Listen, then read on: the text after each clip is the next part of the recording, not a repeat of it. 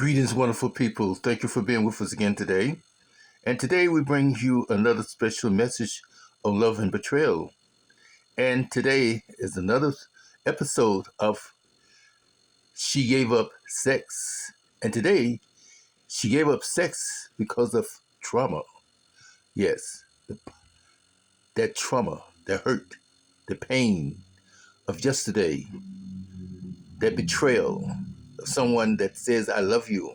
But then they found out that they didn't love her, but they supposed to love her. So this is how we go sometime. We are getting in a place where we're getting too common with the pain. We need to be healed. We need deliverance. We need comfort. We need to get this thing over with and to get some type of uh, comfort about healing. Sometimes we need to get comfort to trust others and to go through that change of life that we made that commitment for. But today, we'd like to bring you a story to unpack the story about a young lady. How about a girl? A little 8-year-old girl. Well, she witnessed her father attacking her mother. In the days that the mother was down, like most women sometime in those days. And the father was always abusive to the mother about fulfilling his fatherly or his husbandly role in life. So the mother was telling him that not today. It's one of those times, one of those days. But he never understood or never took the time to say, okay, but he was always forceful and he would be belligerent, talking bad to her and everything. And this 8-year-old girl is hearing this. This 8-year-old girl is understanding that the mother is in a bad place. But then, as time go by, still at 8 years old, this little girl starts her days. At first it was, a little spotting or whatever. And then as she go full blast, well, it happened to her. She was taken advantage of. She was hurt. And during that time, she was hurt. She was in her down days.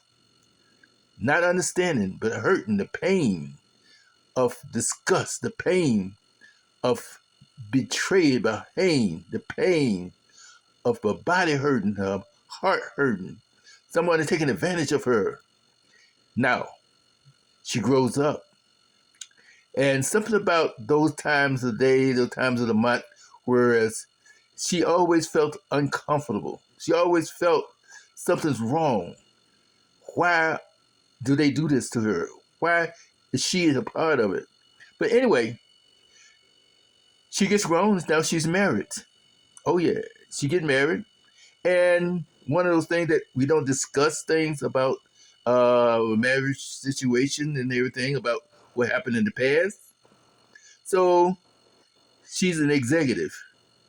She have a great job, great family, house, no children yet. But anyway, so one day her husband came home.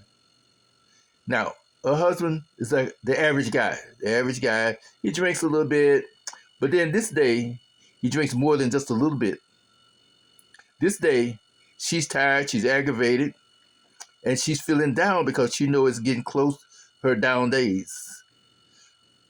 So the husband come home, and he demands his husbandly act. He demands that she give herself to him. And she trying to tell him, no, I'm too close to having my days. Because it should be there already, but then he doesn't, he's not hearing anything. He's demanding his husbandly act. I am the man of the house, this, that, and the other. And then he messed around and he said something. And it triggered something in her. It triggered her that her father talking to her mother. She heard her father demanding, and he said some bad things to the mother. And this little girl also experienced that rape, and rape that says the same thing that was said to her. Now she goes back into history. She goes back into that place of hurt and pain. She goes back into that place of depression, that place of betrayal, that place of so hurt. But the husband's not hearing anything. He's still demanding. He's still the man of the house. So we unpack this story. Now, if she had another husband that was kind to her, that understood that she had a problem, an issue, or a situation that came about, that would have been loving to her, kind to her, and understanding to her. And this is what happens sometimes when we don't talk about these things up front. While she was in her dating days, her relationship days, before they advanced to the marriage state, she could have talked to the guy, ask him about certain things. What would you do if this happened to you? What would you think about if this was presented to you? You don't have to tell him that it happened to you, but ask him a scenario. Ask him, what would he do? It's like you say, we always say in church, what would Jesus do? But anyway, she didn't do that. So now there's no communication. And the only communication is that her husband is demanding that she gives him his husbandly due. So therefore, now she's in such a state that no more sex for her. So we just bring these stories to you. And I'm sorry that if it happened to hurt someone out there, happened to step on your toe, but these are things that happens too much when we don't get healed. We don't get that understanding. We don't get that deliverance. We don't get that comfort. But somebody to say, I understand. I love you anyway. I'm here for you. I'm here with you. And this is what's needed.